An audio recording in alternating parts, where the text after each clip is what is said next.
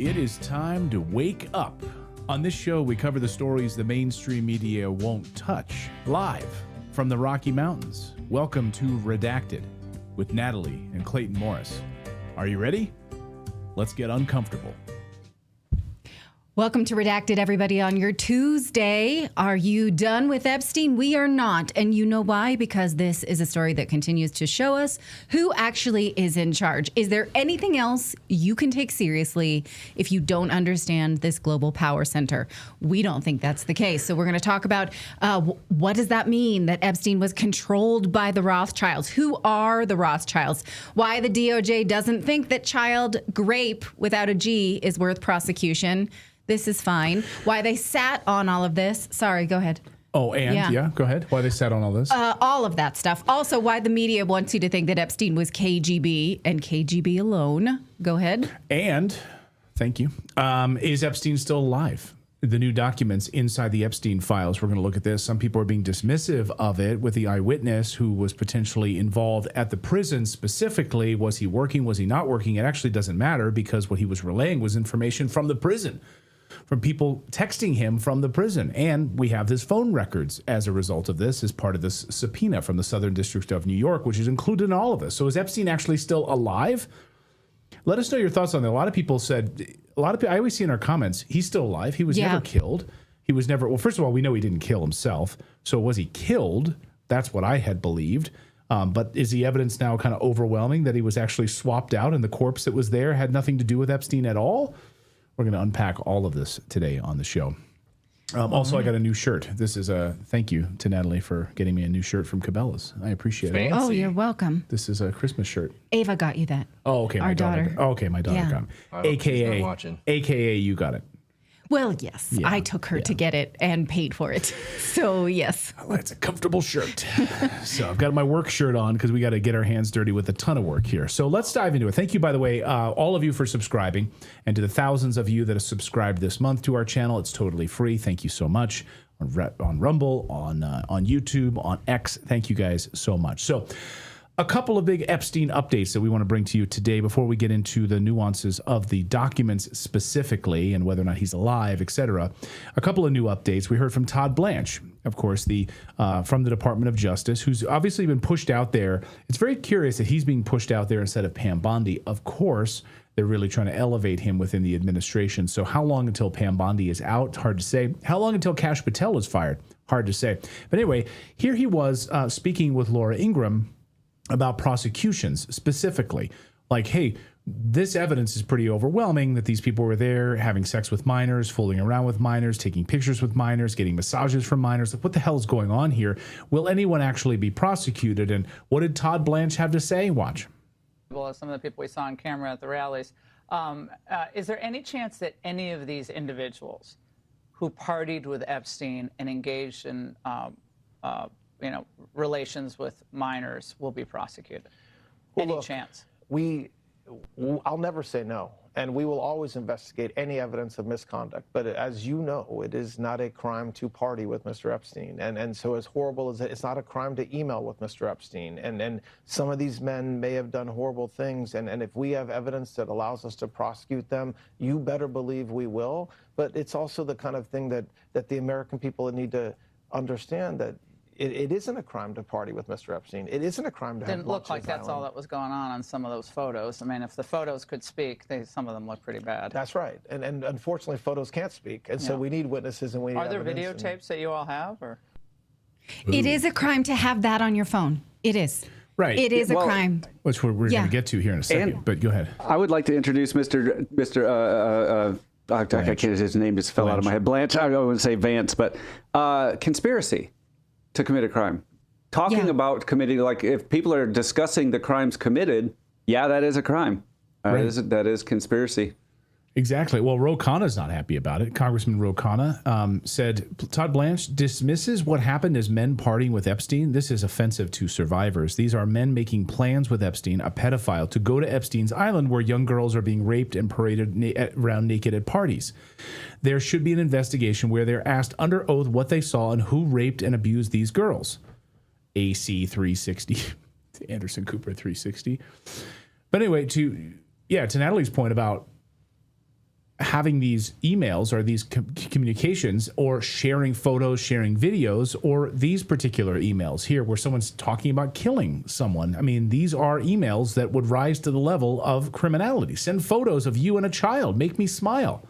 Requesting basically child pornography. Referencing a sex crime that had been done or was about to do, and then saying, send me pictures of it.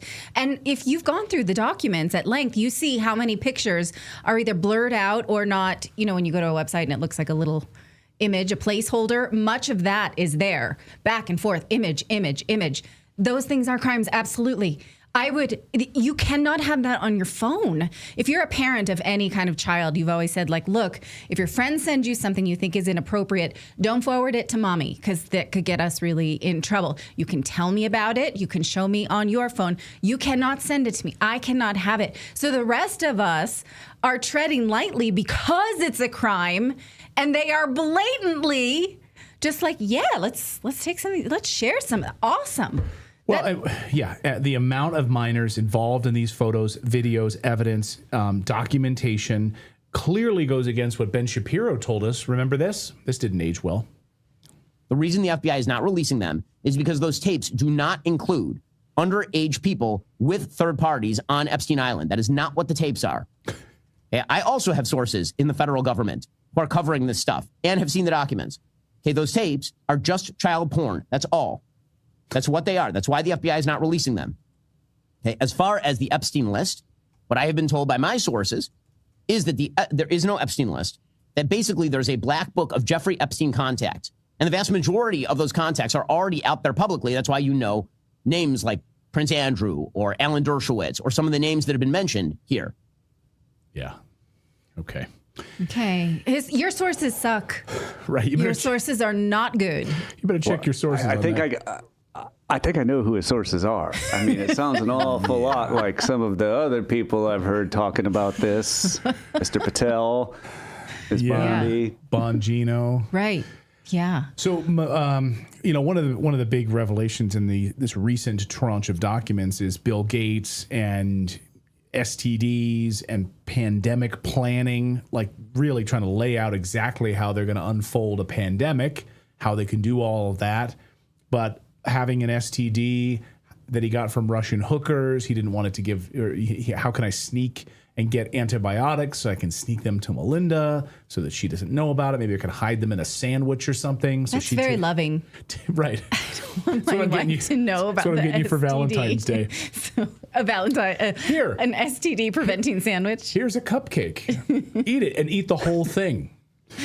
It just shows they care. They care enough about you to make sure you're protected against the STDs they're exposing you to. Can you imagine? Well, no, he exposed her. He didn't want her to know about the exposure. Yeah. She's like, why am I itchy all of a sudden? Yeah. Where'd that come from? Oh, because my husband just happened to be hookers. on Epstein Island with Russian hookers or whatever. Who the hell knows? Anyway, so Melinda Gates was just asked about this in an interview and finally addressing this. Of course, we haven't heard from her for a few years. I think talking to Gayle King or whatever on one of the morning shows a couple of years ago, and saying how she felt repulsed by Epstein when she met him.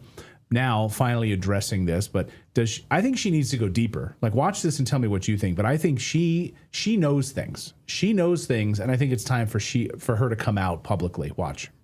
I have to acknowledge the elephant in the room at this moment. Your ex-husband, Bill, is named in the newest tranche of Epstein files. And there are a new alleged details about his past behavior. And I want to give you the opportunity to respond in whatever way you want to. Well, let me say this. I think we're having a reckoning as a society, right? No girl should ever be put in the situation that they were put in by Epstein and whatever was going on with all of the various people around him. No girl. I mean, it's beyond heartbreaking, right? I remember being those ages those girls were. I remember my daughters being those ages, right? So for me, it's personally hard whenever those details come up, right? Because brings back memories of some very, very painful times in my marriage. But I have moved on from that. I purposely pushed it away, and I moved on. I'm in a really unexpected, beautiful place in my life. So whatever questions remain there of what I can't even begin to know all of it, those questions are for those people and for even my ex-husband. They need to answer to those things, not me. Well, and I am so happy to be away from all the muck that was there. I have to put more words to the muck for context for our listeners. The emails in the files suggest that Bill Gates had additional affairs and that he tried to get medication to treat a sexually transmitted infection, and that he was going to give you the medicine without you knowing. His representative has said all of this is false. It is not on you to have to respond to the details of that alleged behavior, but I wonder what your dominant emotion is when you read these news articles with these details. Sad. Just unbelievable sadness. Unbelievable sadness, right?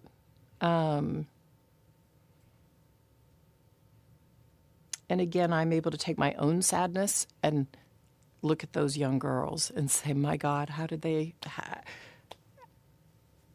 happen to those girls, right? And so for me, it's just sadness for, I left my marriage. I had to leave my marriage. I wanted to leave my marriage. I had to leave I felt I needed to eventually leave the foundation. So it's just sad.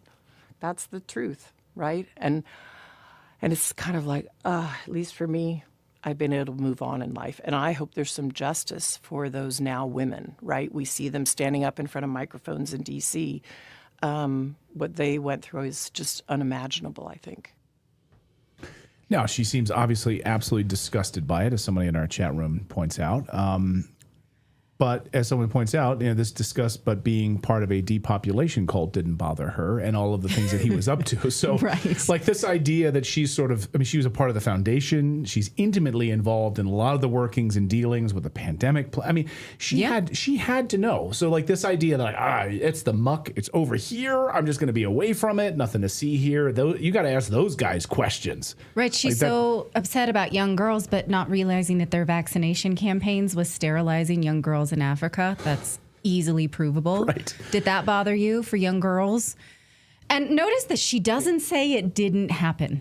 She doesn't refute it. She said, well, yeah, and she shudders.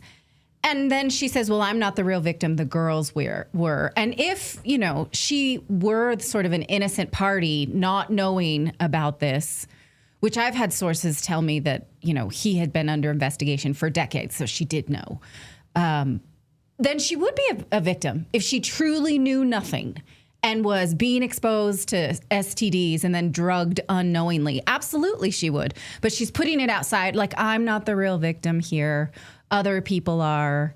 Those are the things. She's in a beautiful place now. She's in a beautiful place. Yeah. I mean, I don't know how beautiful it would be for the world to think that you were given STDs and drugs in that way. Well, someone says in the chat, a big fat NDA, chicken my groin, which is one of my favorite screen names. Chicken my groin says a big fat NDA that she probably signed. Maybe, I guess, to like leave the foundation, get it separated from all of that. I don't know. Like what you got to keep quiet about. Here's $20 billion. Keep quiet. Is she able to sidestep that? I feel like. Would she do that? If you knew you'd been slipped an STD, that probably goes outside of an NDA. You can't really specifically. Well, I mean, because the NDA would be specific for things, that you know about. Non-disparage about Bill Gates. Yeah. Specifically. I guess it would be like non-disparaging, so she can't say anything negative about him, really, but I don't know. Yeah, but an NDA cannot compel you to like if you know of something illegal, you're not required to hide. That's not a legal NDA. Like if a crime was committed, you can't sign an NDA that forces you to not talk about it. Right. And it can't cover things in perpetuity, right? I mean, I guess I don't know the legal side of it, but can an NDA sign things like in the future? Yes. Well, yes. It can preclude things in the future, but what he's saying, if there's a crime, you don't have to hide that behind an NDA. So, the crime itself, clearly she knows that he's been abusing, allegedly, young women for a really long time and had illicit material on his computers. Is it a crime to drug your own spouse after giving them an STD? I think you could probably, I'm not a lawyer, but I think you could probably make a case. You can't drug people, even if they are your spouse, you know? Right. Yeah. Well, no spike in my drinks, Clayton, on Valentine's Day. No, I don't need to. I'm not a sure thing. All right. Hey, we've got more news to get to. We're going to talk about, was Epstein KGB? At least that's what the media would love you to believe. Also, is Epstein still alive? Other angles that we want to go into today. We also got a special guest coming up here shortly to talk about the Rothschilds piece of this and the sort of international banking cabal. Because it's not just about Epstein. Like, the story is not just about this guy at all. Like, it's way bigger than that. And it involves so many different tentacles and tendrils that reach into the deepest part of our society and country that we need to expose it. So we're going to get to all of that and more. But first, we want to tell you about Shopify, because the Redacted store runs on Shopify. They support Redacted not only as a show sponsor, but also we are customers, and happy to be so. What you're looking at there is the Redacted store. If you go to shopify.com/redacted, you too can build a store for whatever it is you'd like to launch to the world. When you see that little purple Shop Pay button there, you know that you're on a store that's run by Shopify. And that's why so many businesses choose to use Shopify, because it's easy. They handle all the back-end payment information, shipping information, online presence, customer support. They do it all for you. So you don't need to be a web designer to have a beautiful website. So go to shopify.com/redacted. You can sign up for a 1-month trial period today. They have everything you need to grow your business. So if your goal is to grow your business, start a business, elevate your business, let Shopify do it for you. Put your best foot forward. Again, that's shopify.com/redacted and get a 1-month trial period. We also want to tell you about Brightcore Nutrition, because early onset dementia and Alzheimer's are on the rise. Reports show a 373% increase in diagnosis between young people, even 30 to 44 years old, 311 increase in people 45 to 54. So when doctors are treating these brain diseases, they focus on medicating the brain, addressing the symptoms, but instead they should also look at toxic proteins that build up in the brain. Like much of the body, many brain tissues track back to the brain issues, track back to gut microbiome. That's why we'd like to tell you about Kimchi 1, because it is a supplement that contains over 900 probiotic strains. Studies show that its bioactive compounds help reduce inflammation, protect brain cells, and even improve memory and cognitive function by preventing amyloid beta plaque buildup, which, if you've studied Alzheimer's, you know is indicative of Alzheimer's. So that's why Brightcore created Kimchi 1. Try it out for yourself. You can get an exclusive offer by either clicking our link or going to mybrightcore.com/redacted. Again, that's mybrightcore.com/redacted. Use the code redacted and you'll get 25% off. You'll be so happy that you did. Again, it's the benefits of kimchi, but you don't have to eat it if you're not quite used to it. mybrightcore.com/redacted. Someone in our chat room, $10 super chat from Canada here.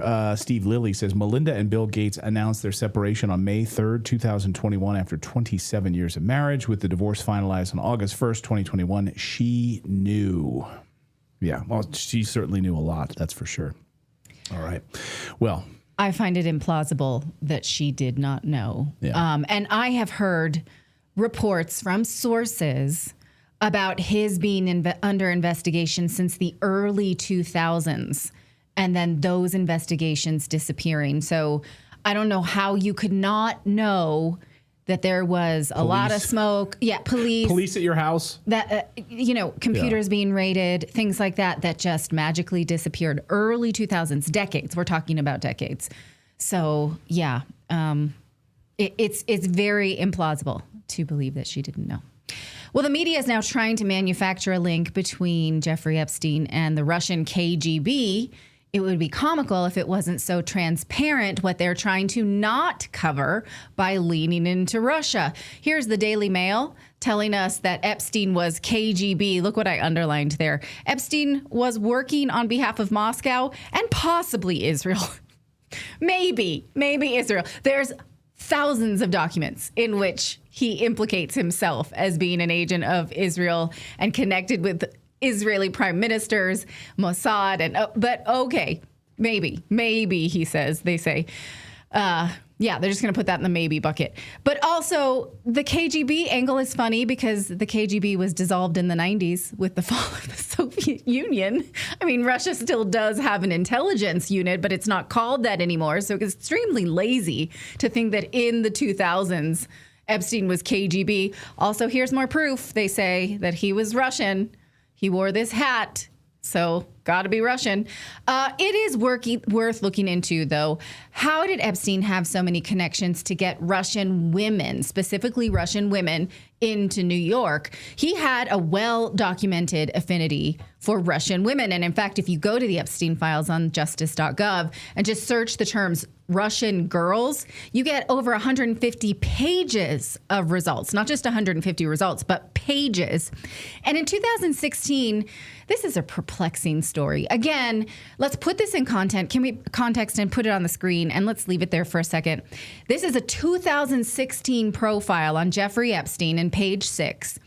And they are reporting that despite the fact that he has been convicted of soliciting minors for prostitution, he still is this playboy. So why in 2016 do you write this article knowing that this dude has been convicted and served jail time for prostituting minors, and then you put him, why write this? Why publish this? Why was this published, do you think? Anyway, let's put it back full screen if you can. It says that despite having been convicted of soliciting a minor for prostitution, he had contacts in Moscow who provided matchmaking services for both his Caribbean island, jokingly referred to as Little St. Jeff's, and his Manhattan townhouse. So this was known even before the world understood who Epstein was. Again, the journalists have no pass. They should have known he was convicted. And this guy does. He says as an aside, this is an awesome dude. He's basically the talented Mr. Ripley. Yes, he's gone to jail for prostitutes, but let's talk about his life of just a conveyor belt of Russian girls who he got through a matchmaking service. Okay, they said, it literally says in the article, these Russian ladies, when they land in New York City, they've got his phone number with them. So yes, that is odd, that Russian connection. How did that happen? We don't know yet. The thing is that even though Epstein was clearly connected to intelligence in Israel, it wasn't cleanly delineated like that. Now, we know this because of how Ghislaine Maxwell's father worked. You may recall that Daryl Cooper explained it this way on Tucker Carlson, that Ghislaine Maxwell's father, what's his name? Robert Maxwell is the one who introduced Ghislaine to Jeffrey Epstein, and they began to work together forever. And he trained him. He basically was a mentor. And listen to the way that he worked in his sort of international dark corners. Again, with Maxwell, just like we talk about a lot of these other people, when I say he was an asset of Israeli intelligence, that doesn't mean he was on the payroll of Mossad. You know, he didn't have a rank in the Israeli intelligence community or something. He was a freelancer. He was a guy who was almost and he looked at himself this way. He was almost like a sovereign himself. You know, he was not really like kind of a member of any country exactly. He was like this free-floating sovereign entity that would work between the nation states in the world. And that's very often what he did. So, for example, you know, and this actually is an actual example when the Israeli government wanted to meet with the heads of the KGB in the 1980s. You can't exactly, I mean, without raising a ruckus or having it be a thing, you can't put the head of the Mossad on a plane and send him to Moscow to go meet with the head of the KGB. And so they would talk to Robert Maxwell. Robert Maxwell would go talk to them, and he'd be, you know, the kind of go-between and the deal maker and fixer. Very common. Right. And you know, I imagine you probably need those people if you're going to do these kind of things. Sure. And so. Okay. So jokes aside about being connected to Russia, it's clear from the files he's connected to a lot of different places. And a lot of different places he acts as an arbiter of Israel. So yes, the Russian connection between Epstein is not zero. It cannot be. It's clear that he was a go-between between many countries. Now, how far into each country's leadership should be the question that every citizen of the world wants an answer to.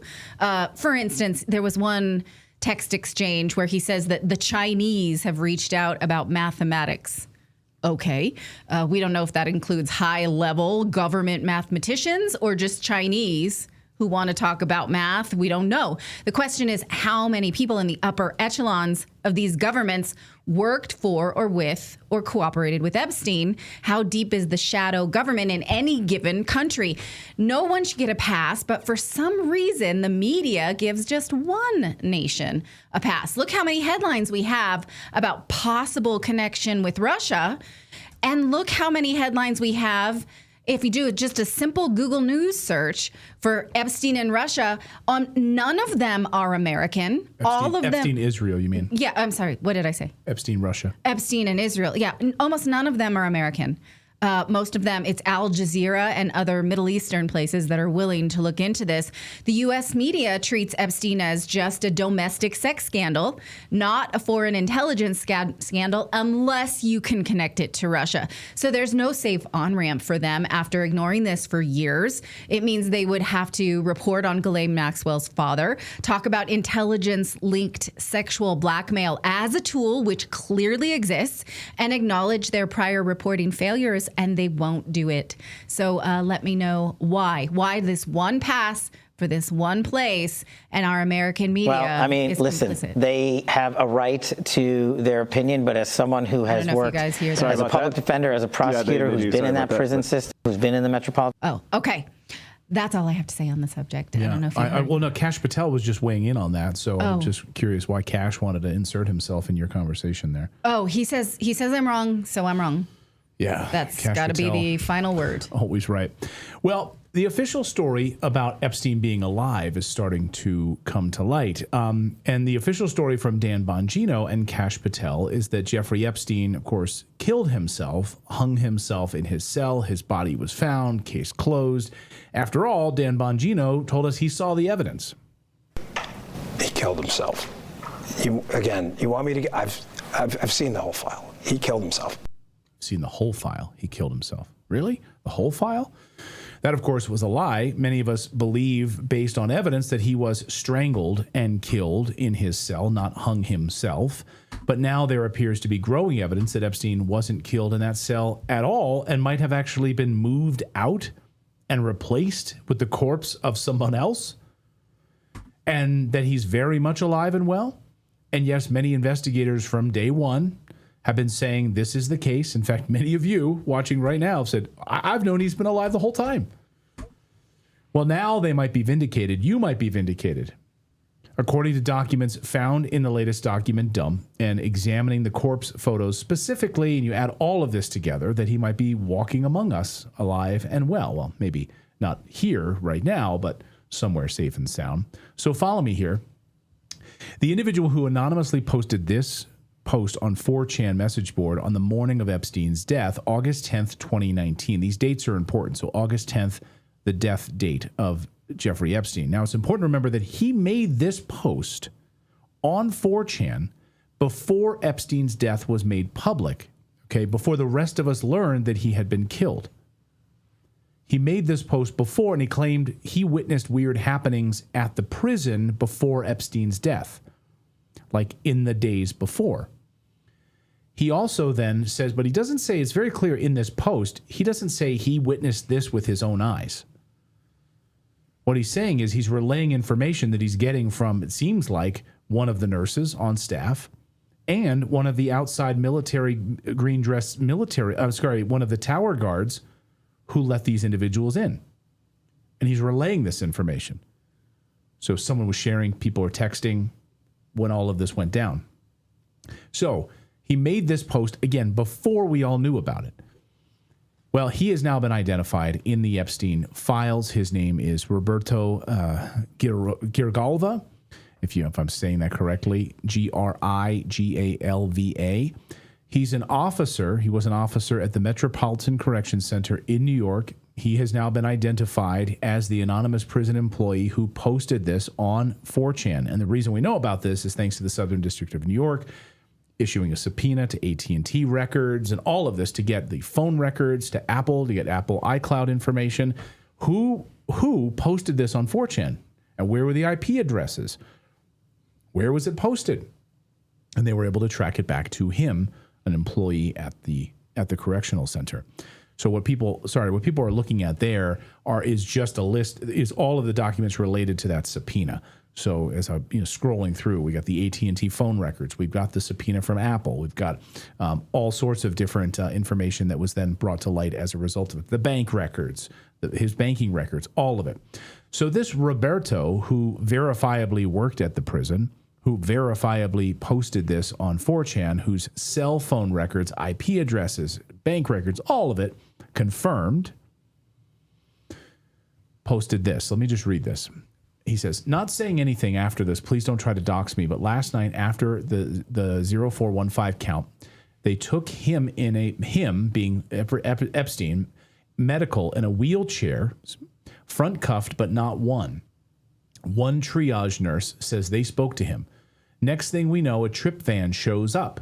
We do not do releases on the weekends unless a judge orders it. Next thing we know, he's put in a single man cell and hangs himself. Here's the thing, the trip van did not sign in and we do not record the plate number, and a guy in a green military dress outfit was in the back of the van, according to the tower guard who let him through the gate. You guys, I'm shaking right now, but I think they switched him out. They switched him out. So in my own language, so he claims Epstein left his cell on Friday evening, shackled in a medical wheelchair. At the same time, an unauthorized trip van arrives at the prison, which he believes then took Epstein away the night before the news broke of his death. The day after Epstein's death, U.S. Attorney Jeffrey Berman of the Southern District of New York opens up a grand jury proceeding and subpoenas 4chan, Apple, AT&T, Citibank, for records trying to figure out who exactly this guy was that posted this on 4chan. Wait, they wanted to know that soon? Mm-hmm. Immediately, they're like, who said this? Yeah. How did this get out on a forum? How was this on a forum almost immediately? Why would they do that? Why would they care if it's just noise? Good question.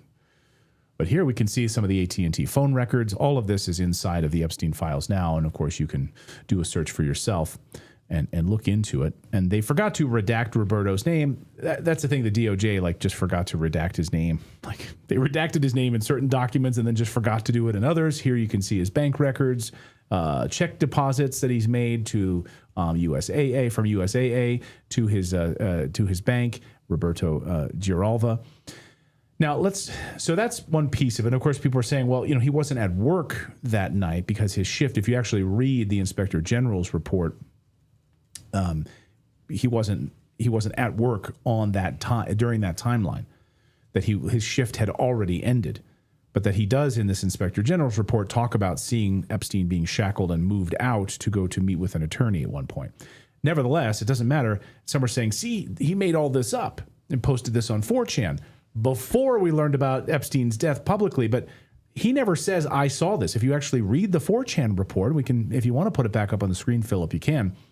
He doesn't say, I witnessed this with my own eyes. No, he doesn't. He's saying that he heard this information, or he's gotten this information. He heard from a triage nurse, and he also heard from a tower guard. So were they all sharing this information in text messages, whatever, or on the phone? He spoke to one of his employees, another person at the corrections facility, and had this conversation. So people are dismissing this. He wasn't there that night. His shift had already ended. Okay. But it is verified that Epstein did go to the doctor the day before he died. He did go to the medical unit in the prison. Right. So that is true. But would he do it after the 4:15? He says the check-in, right? Yeah. In the afternoon. I don't know if we know what time. But again, it's just important to understand, this was posted ahead of time and part of a massive subpoena to try to get to the bottom of who was this. Mm-hmm. This is like leaker that put this information on the internet and the world didn't even know about it yet. And I remember that morning when this all happened, there were already reports about these 4chan posts. Like it had already been made public. I don't know if you guys recall that or not, but right after it was announced publicly, they were like, wait a minute, this was already on 4chan. Like, how did this get on 4chan? Anyway, That's one big piece of it. The other piece, of course, is the corpse. And perhaps the most damning of all is how do you make a tattoo suddenly disappear? Here's Jeffrey Epstein, front page of a People magazine article, shirtless with his left arm tattoo there. Very difficult to get rid of a tattoo under duress very quickly.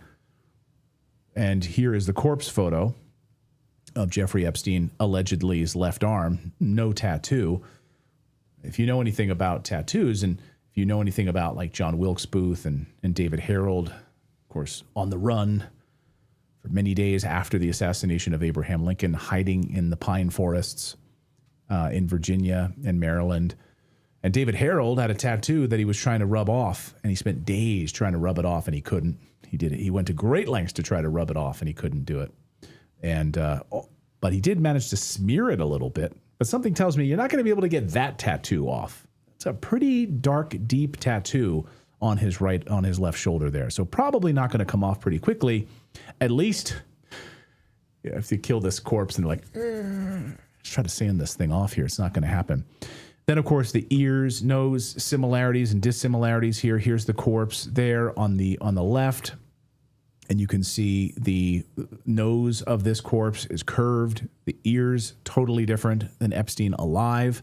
Here's a closer look at his nose.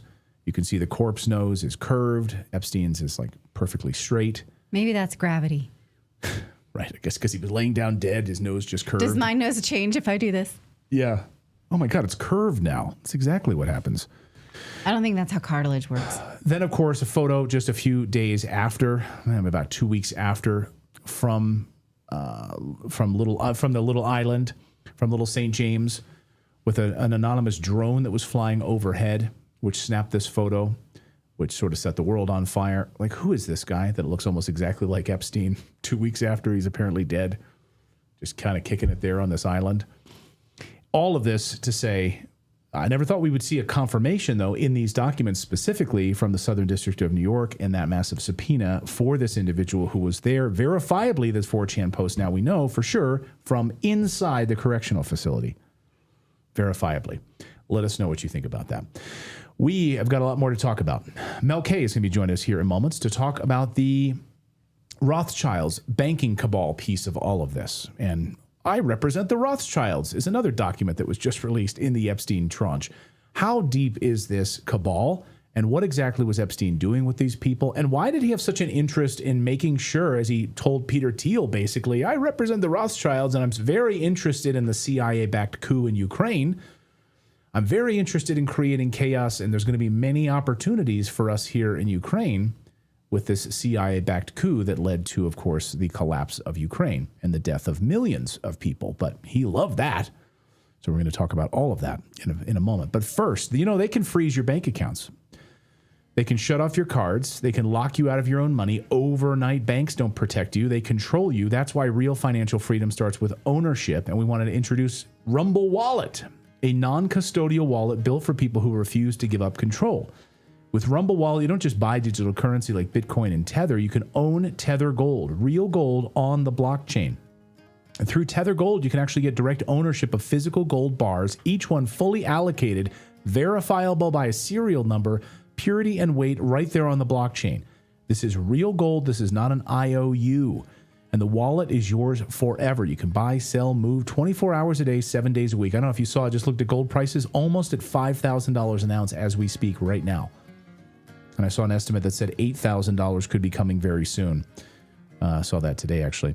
So when you support creators on Rumble, you can actually tip them directly using your Rumble wallet, peer-to-peer and outside the banking system. So check it out today. Go to wallet.rumble.com today.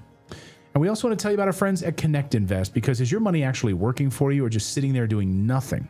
If you've been parking cash in a savings account or a CD, hoping that it's going to grow, look, you already know the truth. It's not moving the needle. And if you're trying to ride the stock market, you're basically strapping your future to a roller coaster. There's finally a smarter option.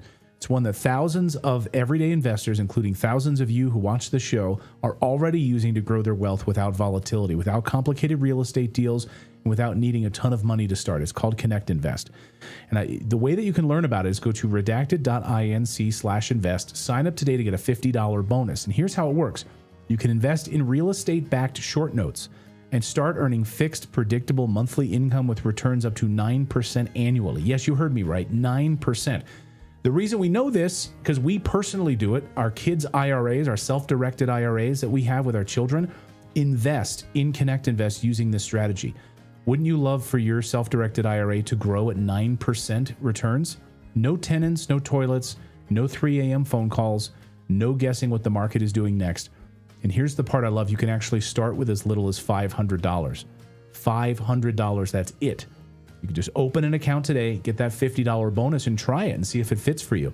The best part is you can pick a 6, 12, or 24-month note, and you can see the interest rate based on those notes. So basically, your $500 would be tied up for 12 months. You can't touch it, and you'd be earning 9% returns on that $500. So start it today. Go to redacted.inc/invest and sign up to get a $50 bonus right in your account. Yes, they are giving us our viewers a special deal right now. So our thanks to them.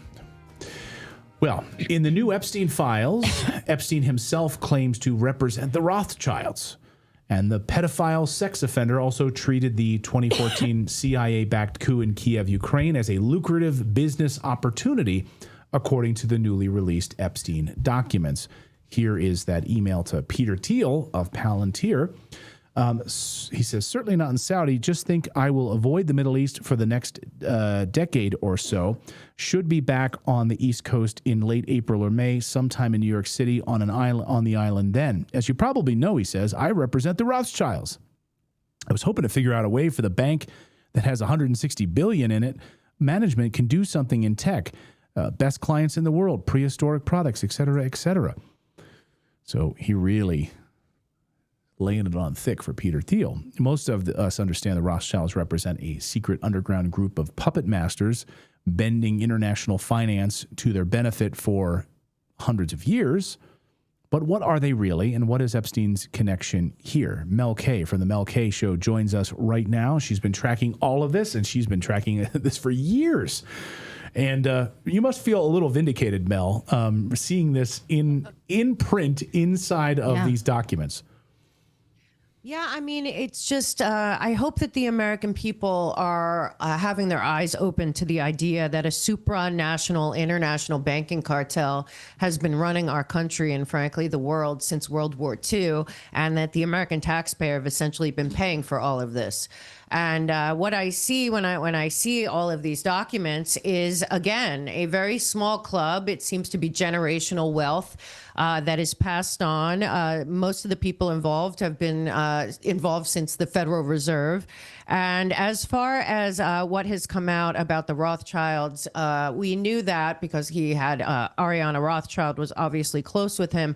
But him bragging about it should also sound off the alarms, because what I really think we need to do is to start asking questions about the international banking system, particularly the Bank of International Settlements, the IMF, the World Bank, and the groups that are at the very top. Because right now, still, as far as I can see, all of these institutions still have immunity from the International Immunities Act of 1945 that created immunity, the inability to look into, audit, or anything legal with the Bank of International Settlements and 63 banks underneath that.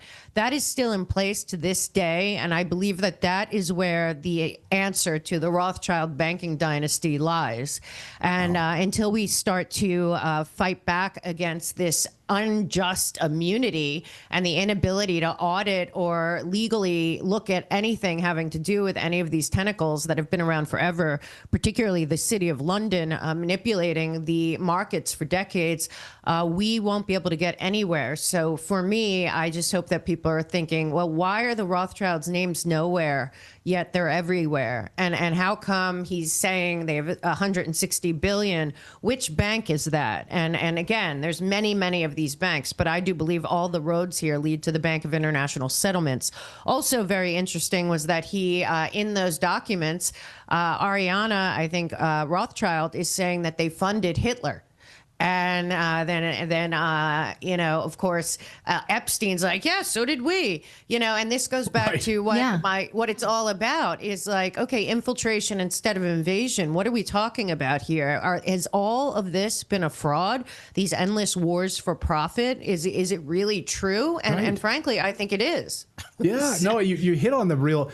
I think the real crux of it, we were speaking with David Icke, I was speaking with him a few weeks ago, but he was saying like, all of this is connected, right? This idea that like Epstein would have been real a one-off. I can't handle. You funded Hitler. I can't work with you. And he'd be like, yeah, we did too. We're all a part of it. We're all a part of this chaos, which is what he was referencing in Ukraine, right? This idea that like we want Ukraine to collapse because there'll be so many opportunities there for us, right, Peter Thiel? Right. And then he said later, if you saw when he was talking to Steve Bannon, he basically said, we just manipulate finance and make it look confusing and make it look like the layman can't understand it. But really, it's very simple. I mean, the level of elitism, first of all, he didn't come from that world. That is not true. He didn't grow up rich. I don't know how.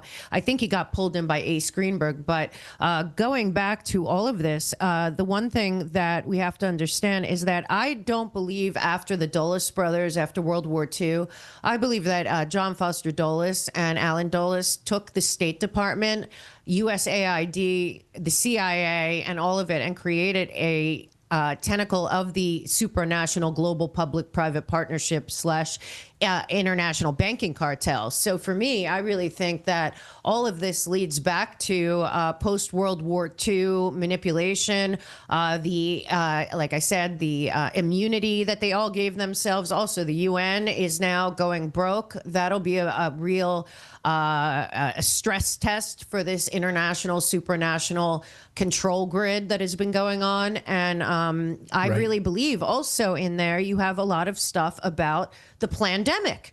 I mean, how is that too? So he's working with JP Morgan. I knew this years ago that in probably 2013, they were pushing the idea of pandemic bonds. And we were like, what is that about? But now it turns out that he was talking about that with JP Morgan. Then you see the JP Morgan banker and Jess Staley, goes to Barclays. He gets to continue working in that field. It just really seems to me, well, I don't believe that. First of all, the CIA and MI6 are different. I think that they're both tentacles of the same thing. So, like, deciding who he works for, probably the Mossad's under them as well. Again, I just think that there's a supranational structure that was built out of World War II that is still functioning to this day, even though it's on its last leg, and that's who these people's allegiance and alliance is to think that it's to the U.S. or Russia or Israel or China doesn't compute to this level of people that are running this international banking cartel. Right. It seems to me that they can look and see which country can manipulate which country. It doesn't really matter. I mean, we can tell these stories about race and land and all of that stuff, but really, to these dark forces, it doesn't matter. If Ghana were the one that they thought they could, manipulate from, they would do it. Did you notice? Because, I think we hear these words and we're like, oh, Rothschilds. It's probably evil, right? I also noticed a Vanderbilt heir in there. I don't know if you noticed, allegedly, Matthew Mellon is a descendant of the Vanderbilt, and there was a list that somebody had said they had a video of him having relations with somebody on Zorro Ranch. So, how far back does this go? Does it surprise you to see a Vanderbilt and Rothschilds and these names? It's like the Great Gatsby era.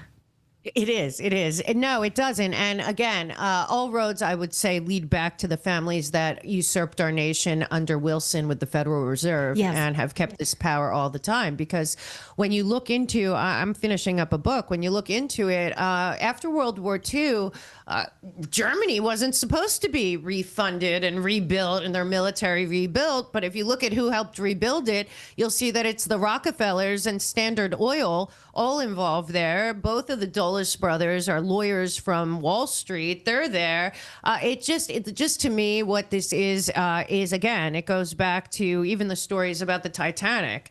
This is generational wealth that rewards generational wealth. And as they have gotten older and older, currently a couple of people, I think Nathaniel Rothschild was in there too. This is why people say, oh, well, Trump knew them. Yeah, these people only are around each other, and they get invited to be members of the Council of Foreign Relations and the Trilateral Commission and the Rockefeller Institute. And they all go to the same events, and they go to the same galas, and they go to the same things. And I think the one thing, the people that I think were most involved with Epstein, which of course are the Clintons, they too are very involved, I think, in the international trafficking business that he was involved in. Because I don't think it was just children and humans. I think he also, all these people are involved in an international trafficking ring that includes drugs and weapons.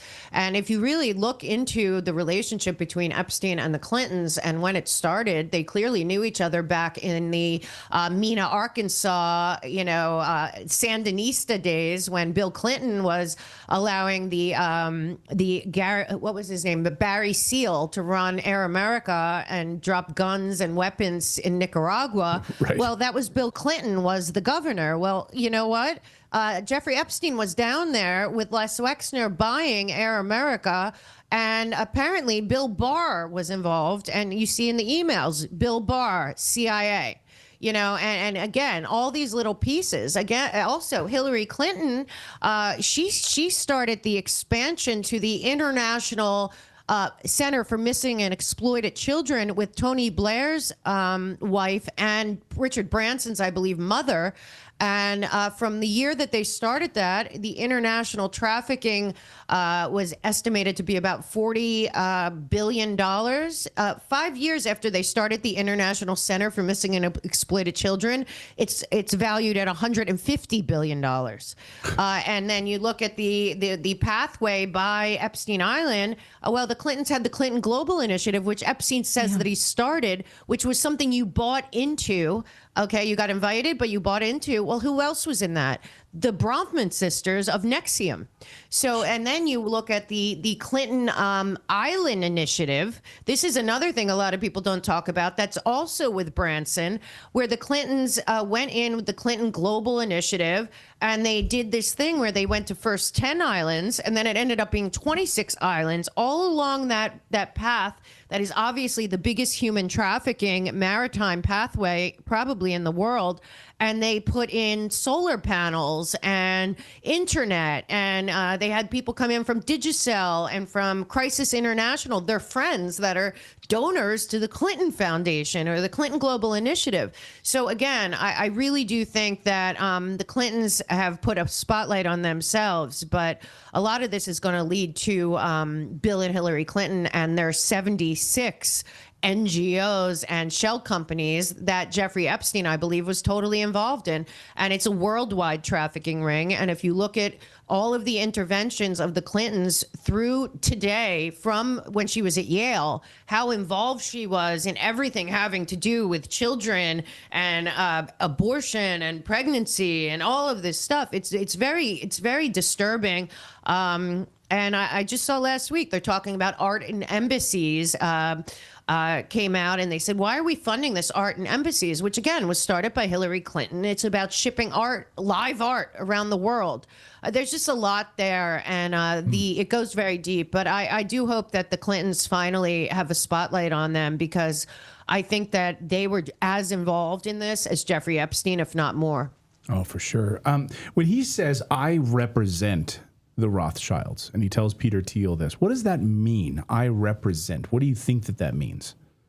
Well, I think that it means that he can go out and solicit deals and all of that for them. I don't think it's something other than that. I also believe that he was very close, I think, with Linda Rothschild as well. And again, she started that Center for Inclusive Capitalism with the Vatican and all this stuff. So to me, again, he is, I guess, going to Peter Thiel, trying to I think, impress him that he represents them. But he's not alone. And his contract with them looks like it's $20 million. And he said the bank is $160 billion. I would venture to say that they're worth many trillions of dollars, which is why I say we have to unhinge the International Organization Immunity Act and find out the real origins of the Bank of International Settlements and its international banking system, because I really think all roads lead to there. And I think that's the real tip of the spear. And I guess, yeah, and that could be why. I mean, we haven't seen the release of this. It's not just Mossad or CIA or MI6. It's not just Netanyahu or any of these other demons, right? It's much bigger. It's much bigger. And when, as Catherine Austin Fitts has talked about, like that overarching International Bank of Settlements that controls everything, has this immunity that you talk about. They're the ones that can just pick up a phone and just say, this stuff does not come out. You do not release these things. Like, or everything will dry up. Like, all of the money dries up. And they are very scared of this money. Do you think that that's the case? Yes, 1,000%. And as we watch the money dry up in the UN tentacles, which is a giant money laundering operation as well, we are going to see that. I honestly believe that is what is being dismantled. Again, the American people have been so lied to and manipulated and betrayed since World War II when it comes to the selling out of our nation, the hollowing out of our manufacturing, of our industry. But I frankly believe that we have paid for not just the entire Cold War with our taxpayer dollars, but the entire war on terror that was turned on us. But I think the U.S. taxpayers have paid for the entire globalist experiment since World War II as well. And like you said, these banks, the World Bank, the IMF, and the Bank of International Settlements, and the 63 partner banks that all have international immunity, why do they have that? And what are they hiding? And why would they need that? And how come it's gone on so long? Because what I will say is that we were told that Switzerland was neutral during World War II, but that's not true. Switzerland was running the money for the entire world out of Germany and around the rest of the world. And if you ask me, what we're going to find out is that all of our nations have been looted and lied to and manipulated, and that they are sitting on probably quadrillions of dollars. And our 21 trillion that Catherine says is missing is nothing to them. But until we say enough's enough and end these international pacts that have been protecting these people, it's going to be a slow chiseling away. But one big move could really make it all fall apart. I frankly think the UN won't survive much longer, and I think that that's a great thing. But beyond that, we have to understand that all of the NGOs, the millions of NGOs out there, are all recipients and participants in this as well. This supranational predatory financial organism, I think, includes the military-industrial complex, particularly NATO. And they have to keep justifying funding NATO, funding the military-industrial complex. So endless wars for profit has been their model since World War I. And I frankly believe if it wasn't for Donald Trump winning in 2016 and everything since, we would have already seen World War III, which I think was planned at the end of World War II. And we would have already had, chaos everywhere in the world. And then they would push us into Agenda 2030 as the solution. Because after World War I, it was the same thing. Consolidate the power, the money, and everything. Refund Germany. Use Germany again. After World War II, the United States was suckered into the Marshall Plan that we just basically ended in 2025, which was us paying for the entire reconstruction of Europe, the entire euro, all of this stuff. So for me, I think we dodged a bullet, because I think World War III was already on the books long ago, and we bypassed it. But I still believe that they are the most desperate right now, and it also makes them the most dangerous right now. So we have to keep attention on that. Especially, but I think their whole model, supranational model, is falling apart, and they're desperately trying to keep it together. Her book is Americans Anonymous. Philip has a question. Oh, sorry. Go ahead, Philip. Philip? He said he has a question. Oh, well, all right. Well, we can see if he can get it. The book is Americans Anonymous, but you're working on a new book. Yes. Can you tell us the subject matter and when it's out? We'd love to have you on and do a deep dive. Oh, God, you guys will love it. It's called Infiltration Instead of Invasion. America Betrayed 1944 to 1954, which goes into everything I'm talking about. I really think that the American people were double-crossed after World War II. And a lot of people don't like when I say this, but I'm pretty sure Germany lost and the Nazis did not. And I think that we have to reframe what the Nazis are. Because it's an ideology. It's not people goose-stepping in a uniform. It is a mentality of totalitarianism and full control.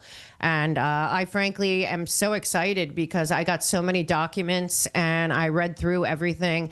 And I think the American people need to not only know that the Dulles brothers and other people betrayed this nation on a massive scale, but that we are all on the same side. And it has been a long journey to where we are now. So I'm hoping to fill in some history of the United States and the international banks using and manipulating of the people of this country for decades. That can maybe bring us together and unite us after understanding the full history. Like Breitbart said, I think we all should have a little righteous indignation of what they've done to this country and realize that it was on purpose. And only by acknowledging the past can we make it better for the future. Oh, I love it. Can't wait to read it. Fantastic. Awesome. Send me a free copy. No, I'm just joking. I will. Yeah, but we'd love to have you on and do a deep dive when that comes out. Mel, great to see you. Thank you so much, as Anytime. always. Appreciate it. Thank you, guys. Thanks, Mel. Thank you. Wow, that sounds like a great story. Because we've certainly got into we've gotten into deep debates about, well, not debates, but about the Third Reich never really ending. Of course, continuing and moving out into Argentina and other places like that from a land perspective. But yeah, that'll be interesting to read. Hey, we got some super chats here we're going to get to in a second. But let's tell you about our newsletter first, which we publish every day. Sure. If you go to redacted.inc, you can get our free newsletter. We write it as a companion to this show. There is no upsell or cross-sell. It's totally free. So you just go to redacted.inc. You'll see there it says join our newsletter. You'll put in your email address and then click the authentication email, and then you're off. So again, we use this as a study guide for the show we're about to produce, and we just kind of let you in on our process. We try to make sure that you have links to all original source material rather than like a CNN article about something, but the actual thing if we can. So again, we really appreciate it if you join our community. Redacted.inc is where you go. All right. Now, David, you were going to start pushing these to me on the screen here, but I don't know if you're ready for that yet. Steve Lilly says Mel is 100% bang on. We live in the Truman Show. Thank you for your $5 super chat. Delete Tyranny. Thank you for your $2 super chat. Says y'all want an Amish. Y'all the wanting Amish of the future. Check. Delete Tyranny says yes. Derpy going to be replaced by AI, so it's unfortunate.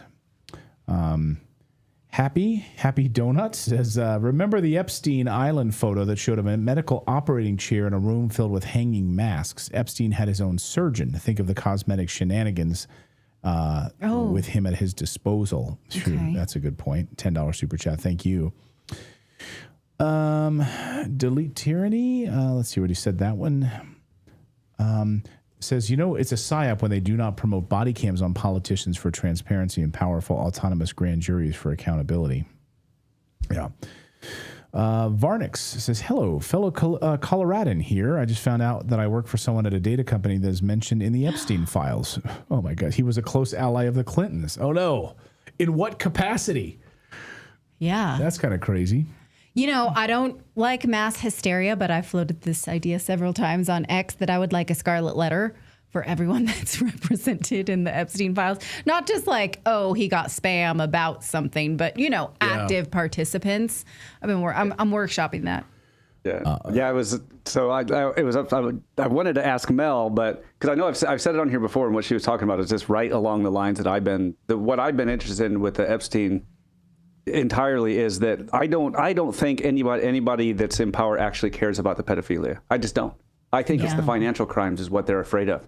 And so I don't think that while we're all focused on this, the irreprehensible, that's what they want us focused on, because otherwise we focus on the financial crimes. And I think that's what because the people like the Rothschilds and stuff like that, they're not going to get caught up in the pedophile rings. They're just not going to get caught up in that because it's like that. There's just too much money involved. So that's all kind of like the lower level billionaires, you know. But it's like the truly powerful people.